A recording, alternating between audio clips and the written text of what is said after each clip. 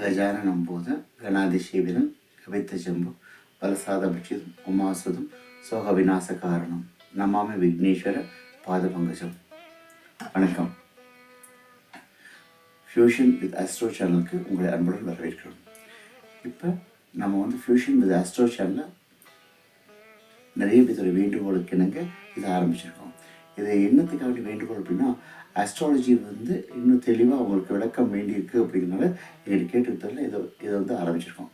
இந்த அடிப்படையாக பார்த்திங்கன்னா பேசிக்கலி நடக்கக்கூடிய தசா புத்தி, அதாவது கட்டங்கள், நம்ம ஜாதகத்துடைய கட்டங்களை வச்சு அவங்களுக்கு சொல்லக்கூடிய பலன்கள் தான் அவங்களுக்கு தேவையாக இருக்குது. அது எந்த அளவுக்கு ரிசல்ட் வேணும் அப்படிங்கிறது, அதாவது அன்றாட தினங்கள் டெய்லி இப்போ சொன்னோம்னா ராசி பலன்களை விட்டுட்டு அன்றாட நடக்கக்கூடிய விஷயங்கள், இது ஒவ்வொரு தசாபுத்திக்கும் ஒவ்வொரு இதுக்கும் ஒரு மாற்றம் இருக்கும். அந்த கட்டங்கள் எப்படி என்னங்க, இதெல்லாம் பேஸ் பண்ணி இதை தெளிவாக உங்களுக்கு அதனுடைய பலன் சொல்வது தான் இதனுடைய விளக்கமே உண்டு. இந்த அஸ்ட்ராலஜி சேனலில் முக்கியமான விஷயமா என்ன பார்க்கப்படுதுன்னா, இது இந்த அதாவது அஸ்ட்ராலஜிக்கல் ஆஸ்பெக்ட் இருக்குல்லைங்களா, இது எப்படி செயல்படுது, சயின்டிஃபிக்காக இதனுடைய தாற்பயம் என்ன அப்படிங்கிறது நம்ம முழுமையாக பேச போகிறோம். ஒன்று, கோயில்களுக்கும் இந்த அஸ்ட்ராலஜிக்கும் எப்படிப்பட்ட சம்பந்தங்கள் இருக்குது, ஏன் சம்மந்தப்படுத்துது, இது போன்ற விஷயங்கள். இந்த அஸ்ட்ராலஜியில் சயின்ஸுக்கும் இந்த அஸ்ட்ராலஜிக்கும் எவ்வாறு இணைக்கப்படுகிறது அப்படிங்கிறது ரொம்ப முக்கியம். அதுவும் இங்கே பேசப்படும். இப்போ ஒவ்வொரு கிரகங்களும் எந்தெந்த நிலையில் இருக்குது, ஏன் இதை சயின்ஸோடு கட்டுப்படுத்தப்படுது அப்படிங்கிறது முக்கியமான விஷயமாக பார்க்கப்படுது. இன்னும் நல்லா பார்க்க போனால், இந்த அஸ்ட்ராலஜிக்கல் கால்குலேஷன் அப்படிங்கிறது உங்களுடைய basis date of birth time தான். இந்த date of birth time and place. ரெண்டாவது, அயனாம்சம் சொல்லக்கூடிய ஒரு விஷயம் இருக்குது. இந்த அயனாம்சம் எத்தனை டிகிரியில் இருக்குது அப்படிங்கிறத பேஸ் பண்ணி தான் நான் பார்க்கணும். ஏன்னா நிறைய அயனாம்சம் இருக்குது, ஒவ்வொருத்தரும் ஒவ்வொரு விதமான அயனாம்சம் எடுப்பாங்க. நான் அதில் ஒரு குறிப்பிட்ட அயனாம்சம் எடுப்பேன். இப்போ அதே மாதிரி ஜோதிடத்தில் பலவிதமான ஜோதிடங்கள் உள்ளன.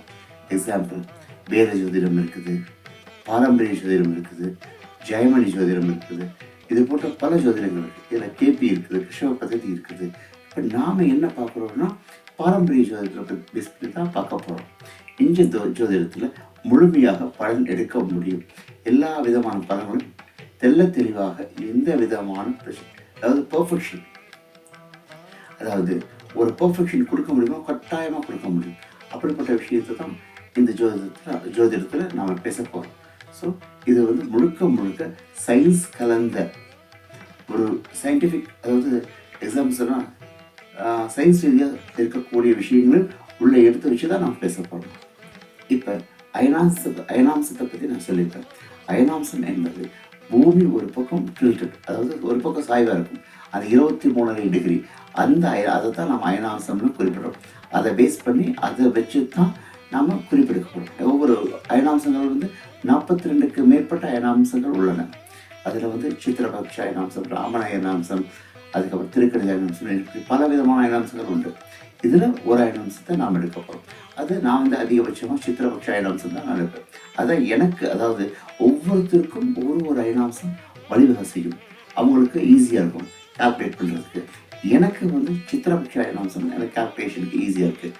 அப்போ நாம் பார்க்கக்கூடிய அயனாம்சமும் இதில் ஒன்று உண்டு.